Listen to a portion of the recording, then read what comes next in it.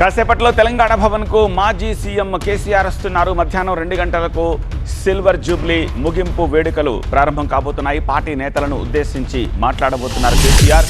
25 ఏళ్ల ప్రయాణంపై అనుభవాలను వివరించనున్నారు పార్టీ అధినేత. ఇక ముందు కూడా అనుసరించాల్సిన వ్యూహంపై దిశానిర్దేశం చేస్తారు ఆయన.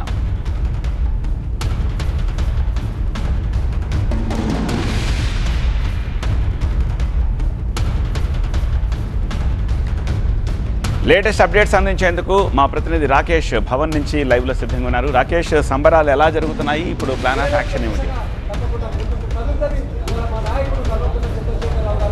ఆవిర్భావ దినోత్సవాన్ని అట్టహాసంగా ఆర్భాటంగా మొదలుపెట్టినటువంటి బీఆర్ఎస్ ఈరోజు సాదాసీదాగా ముగింపు వేడుకల్ని జరుపుకోనుంది. ఎల్కతుర్తిలో, వరంగల్ జిల్లా ఎల్కతుర్తిలో భారీ బహిరంగ సభతో last year same day 27 April రోజున ప్రారంభమైంది. ఈరోజు ముగింపు వేడుకలు. ఎండల తీవ్రత ఎక్కువగా ఉంది కాబట్టి తెలంగాణ భవన్కే పరిమితం చేశారు. చాలా లిమిటెడ్గా లోపలికి అలౌ చేస్తున్నారు. కేవలం కొద్దిమంది మాత్రమే ఎమ్మెల్యేలు, ఎంపీలు, ఎమ్మెల్సీలు, మాజీ మంత్రులు, మాజీ ఎమ్మెల్యేల వరకే ఈ సమావేశాన్ని పరిమితం చేశారు. 2 గంటల కేసీఆర్ ఇక్కడికి వస్తారు. 2.5 గంటల పాటు ఆయన ప్రసంగం ఉంటుంది.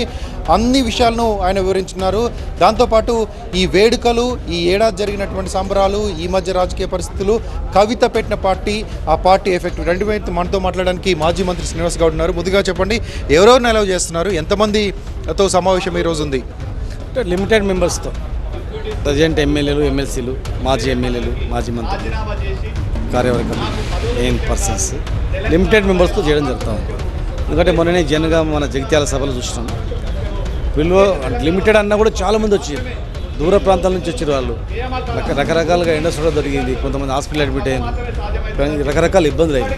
ఈవెన్ చాలామంది జర్నలిస్ట్ మిత్రులు కూడా నెక్స్ట్ డే వచ్చారు, మొత్తం ఇరుక్కపోయి అక్కడ.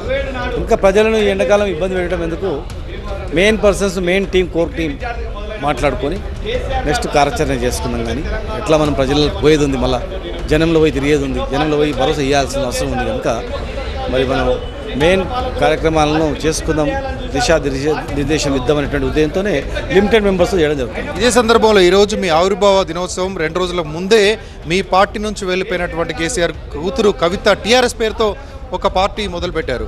సో మీకు ఏమైనా ఇంపాక్ట్ ఉంటుందా? టీఆర్ఎస్ను కోల్పోయాము, తెలంగాణ అనే పదాన్ని కోల్పోయాము, కవిత దాన్ని మళ్ళీ అందిపుచ్చుకుందని భావిస్తున్నారా? కేసీఆర్ ఎక్కడ ఉంటే అక్కడ కేసీఆర్ గట్టా ఉంటుంది. అంతా పేరుదేముంటుంది, పేరు మాట పెట్టుకుంటాము, పేర్లను చూసి ఓట్లు వేరు ప్రజలు, కేసీఆర్ చూసి ఓట్లు వేస్తారు. ఇలా ఉద్యమం నడిచింది, కేసీఆర్ చూసి ఉద్యమం నడిచింది. అన్ని సంఘాలు, అన్ని ప్రజా సంఘాలు, ఉద్యోగ సంఘాలు, మేమందరం కూడా ఆ రోజు కేసీఆర్ గారి నమ్మకంతోనే వారు ఎంబడి ఉన్నాం. ఉద్యోగాలు చేసుకుంటా కానీ, పనులు చేసుకుంటా కానీ. కనుక ఇలా కేసీఆర్ నెక్స్ట్ ముఖ్యమంత్రి కావాలని ప్రజలు కోరుకుంటున్నారు. కనుక 3వసారి ముఖ్యమంత్రి కావడానికి మనం ఏం కృషి చేయాలా, ఎలాంటి కార్యాచరణ ఇవ్వాలని దాని మీద ఉంటుంది తప్ప కేసీఆర్ వైపు ఉంటుంది. పేరు చూసి వేసేటట్లు అంత అమాయకంగా తెలంగాణ ప్రజలు లేరు. దేశంలో కూడా పేరుతో పాటు, పేరులాంటి పేరుతో పాటు ఉండడం అనేది, అది పేరు ఉంది కదా నష్టం జరుగుతుంది ఏం లేదు. కేసీఆర్ ప్రధానం, మా బీఆర్ఎస్, కేసీఆర్ బీఆర్ఎస్ అని పెట్టిండు. కేసీఆర్ మరమనిషిలాగా మారిపోయారు, అందుకే వేరే రాజకీయ శక్తి అవసరం, అందుకనే టీఆర్ఎస్ పేరుతో ఇంకో పార్టీని స్థాపించామంటున్నారు కవిత.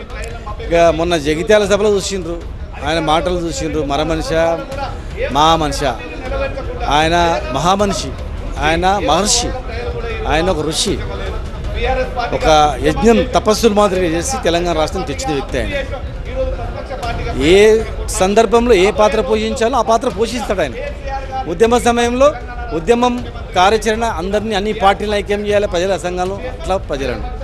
తెలంగాణ వచ్చిన తర్వాత దేశంలోనే నెంబర్ 1 స్థానానికి దాదాపు 70-80 స్థానాలు పోయినాయి. దేశంలో ఇండియన్ గవర్నమెంట్ ఎవరికి అవార్డులు ఇవ్వాలన్నా కూడా 100 అవార్డులలో 70-80 అవార్డు తెలంగాణకే వచ్చేది. వ్యవసాయం అత్యధిక పంట ఎవరంటే తెలంగాణలోనే, ఉచిత కరెంట్ ఎక్కడంటే తెలంగాణలోనే, ఇంటింటికి నల్ల ఎక్కడంటే అంటే చాలా ఉన్నాయి కదా. కనుక అలాంటి ఎన్నో ఉన్నాయి. కేసీఆర్ గారిని మరి అప్పుడేమో మహర్షి అయిండు, అప్పుడేమో మహామనిషి అయిండు, అప్పుడేమో పెద్ద గొప్ప వ్యక్తి అయిండు. ఇప్పుడు ఇవాళ ఎట్లా మరమనిషి అవుతాడు అంటే 2000 రూపాయల పెన్షను, 200 నుంచి 2000 రూపాయల పెన్షన్ ఇచ్చినందుక, విద్యార్థులను చదువుకోవాలని చెప్పి 1000 గురుకులాలు పెట్టినందుకు అలా అయిందా? రైతులు కష్టపడదు, ఆత్మహత్యలు చేసుకోవద్దని చెప్పి కరెంట్ ఇచ్చి రకరకాల ఇష్టం అన్నీ పుట్టిదే అంతా వాళ్ళ. అంటే రాజకీయంగా నేను చెప్తున్నా, రాజకీయ పార్టీలు ఎవరి ఇష్టం వాళ్ళు. ఇప్పుడు వారికి ఒక పార్టీ పెట్టాలని రావడం తప్పులేదు, భవిష్యత్తులో నేను ముఖ్యమంత్రి కావాలని కోరిక రావడం తప్పులేదు, ఆ పార్టీని తెచ్చుకోవడానికి కృషి చేయడంలో తప్పులేదు. కానీ ఒక మహామనిషిని పెట్టుకొని అట్లా ఎవరన్నా కానీ తప్పేది. ఒక పార్టీ పెట్టినప్పుడు ఏముంటుంది జనరల్గా ఎవరే కానీ పార్టీ పెట్టినప్పుడు అంటే ఆ పార్టీ వల్ల మీ పార్టీకి ఏమైనా ఇంపాక్ట్ ఉంటుందా? ఇక్కడ నుంచి ఎవరైనా నేతలు, మాజీ ఎమ్మెల్యేలు ఎవరైనా అక్కడికి వెళ్ళిపోయే అవకాశం ఉంటుందా? ఇగో ఎవరు వెళ్ళినా ఎవరు వెళ్ళిపోయినా కేసీఆర్ గారు ముఖ్యమంత్రి మళ్ళీ 3 అవుతారు. ఎవరు నాకు తెలిసినంత వరకు ఎవరు పోయేటట్లేరు. కేసీఆర్ని వదులుకొని ఎవరైనా పోతారా?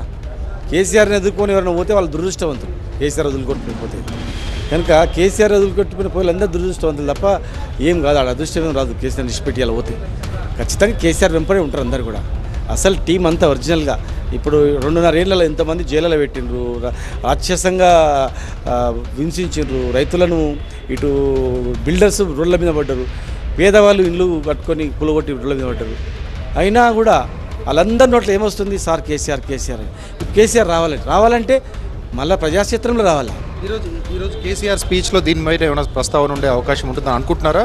కవిత పార్టీ మీద ఇంకా దీని మీద ఆ సార్కు ఉండేది ఒకటే ఉంటుంది, మళ్ళీ తెలంగాణలో గవర్నమెంట్ రావాలి, రైతులను ఆదుకోవాలి, పేదవాళ్ళని ఆదుకోవాలి, హైడ్రాన్ని ఎత్తి మూసిలో పడేసేయాలి, భరోసా ఇవ్వాలి, అది తెలంగాణ డెవలప్ చేయాలి. మళ్ళీ అందరికీ ఆత్మహత్యలు నిన్న ఆర్టీసీ డ్రైవర్ చనిపోయిండు, మన రిటైర్డ్ ఉద్యోగులు చనిపోతున్నారు, విద్యార్థులు మళ్ళీ చనిపోతున్నారు, ఇట్లా వాళ్ళ మీద రైతులు చనిపోతున్నారు. వాళ్ళకే ఓపిక పట్టండి, 2.5 ఏళ్ళు అయిపోయింది కదా, ఇంకా 1.5 year అయితే వస్తాం, ఎలక్షన్ వస్తుంది, మేము వస్తాం, జస్ట్ బిగబట్టుకోండి అనేటువంటి ధైర్యం ఇవ్వడానికి, కార్యకర్తలను ధైర్యం చెప్పడానికి. మరి ఎన్నో అబద్ధాలు చెప్పి అధికారంలో వచ్చారు కదా, మరి వాళ్ళ పక్షాన అవి అమలు అయ్యేటట్లు ఇంకా 2.5 ఏళ్ళలో ఎంతవరకు అయితే అంత ఒత్తిడి తెచ్చి అమలు అయ్యేటట్లు చేయడం ప్రజల పక్షాన ఉండడానికి ఉంటుంది తప్ప ఇతర పార్టీల మీద ఉండదు. ప్రభుత్వం మీద ఉంటుంది. ప్రభుత్వం మోసం చేసి అధికారంలో వచ్చింది కనుక కేంద్ర ప్రభుత్వం మీద ఉంటుంది. కేంద్ర ప్రభుత్వం మనకు నిధులు ఇవ్వట్లేదు, కేంద్ర ప్రభుత్వం మనకు ఇది ప్రాజెక్ట్స్ ఇవ్వట్లేదు, దాని మీద ఉంటుంది తప్ప మాకు ఇతర పార్టీలు ఏముంటుంది చెప్పు? మా పార్టీ మీద మాకు ఉంటుంది అంతే. మాది మేము చూసుకోవాలి తప్ప ఇతర పార్టీల మీద చూసుకుంటే ఏమవుతుంది? మాకు కష్టమవుతుంది. మా పార్టీ ఇది కవిత పార్టీ వల్ల ఎలాంటి ఇంపాక్ట్ ఉండదు.